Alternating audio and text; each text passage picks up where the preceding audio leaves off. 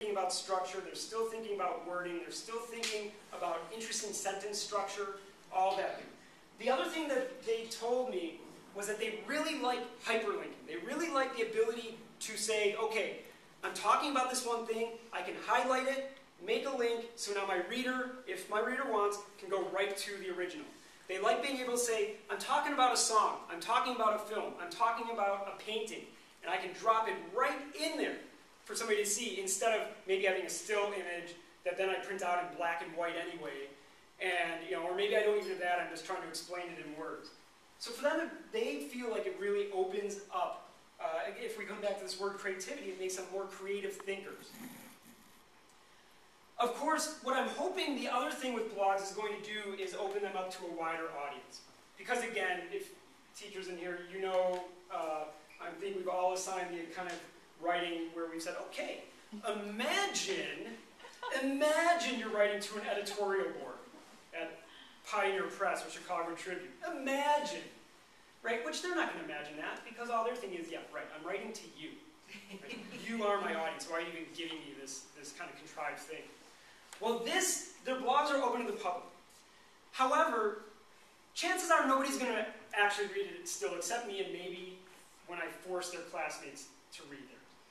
But there's still something that goes on when you write for online, knowing that there's a possibility. There's this guy, Larry Lessig, L-E-S-S-I-G. He's great. He's a copyright lawyer out of Stanford. He's one of the guys who helped found Creative Commons. His whole point is, even if nobody's going to read your writing, if you're writing for online, you have that audience in mind, and it makes you a more focused thinker and writer, and it forces you, because you're thinking as you're writing, well, somebody could be reading this. And so I really need to be considering how I'm presenting my ideas, how I'm presenting my information. So this is me.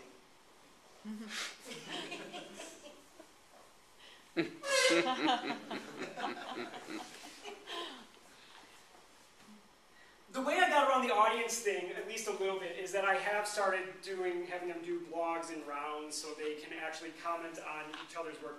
First, maybe 8 people blog the first time about something, and then I have 10 more people go, and they have to, in their blog, hyperlink back to other people. So you can see this in his blog, and if you were to click on the word blog, it would take you to that blog. Patrick Martin stated, blah, blah, blah. If you can read this, and I'm not going to read it to you, but what this student ended up doing was talking about, well, that's fine, but I don't buy it, I don't agree. But he has these really solid opinions, and he's very respectful of what this other person said. One of the most interesting, hopefully this is going to work. One of the most interesting things that I came across, I had a student, back when Muammar Gaddafi was killed, and there's video of him being killed all over the internet. We took a little bit of time to talk about that, and to talk about this kind of anything goes culture on the internet. And so I showed them, I asked them, do you want to see this little, about 45-second video clip? And they did. It's where he is just about to be killed, and then it's just after, and they're dragging his body around. Most students were turned off, thankfully. I did have one class where people were like, that's it? Which I don't even want to get into that at this point. Like, that's all? What's so wrong with that? What's so bad about that? So we got in this discussion, this debate about, should this stuff be online? And most of them were like, well, yeah, of course it should be online. But there was one student who was vehement, no, it shouldn't, it shouldn't, it shouldn't. It turns out, her sister's a Marine. And she kept picturing, okay, Gaddafi's a horrible human being, but he's a human being. And the last thing I would want to see online are pictures of my dead Marine sister being dragged around, by somebody who, from their point of view, she's a horrible human being. So there should be some limit. We should, yeah, it can go up, but we should be taking the responsibility to not put everything up just because we can. So, end of conversation. Next time there was a blog due, this guy, this student, I didn't tell him to do this. I didn't say anything about, talk about what somebody in class said. Letter to Joanna, that was the girl's name who was making this impassioned plea that nobody else in the class was really agreeing with.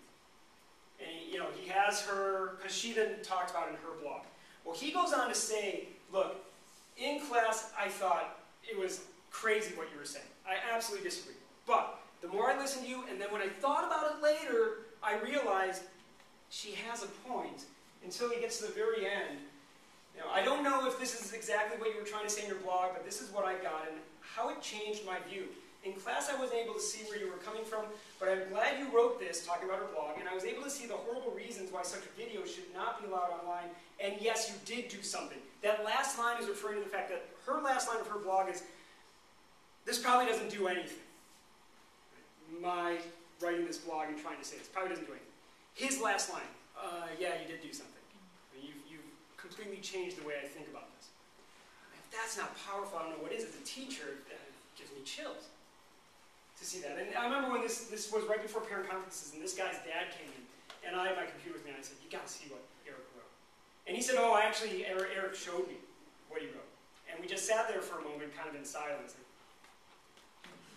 okay, well, conference is over. What else? Teach. I mean, that's it, isn't it? That's it. You know, so, like I said, the power of blogging, you know, and this idea that they never know who's reading and what effect that they can have on somebody.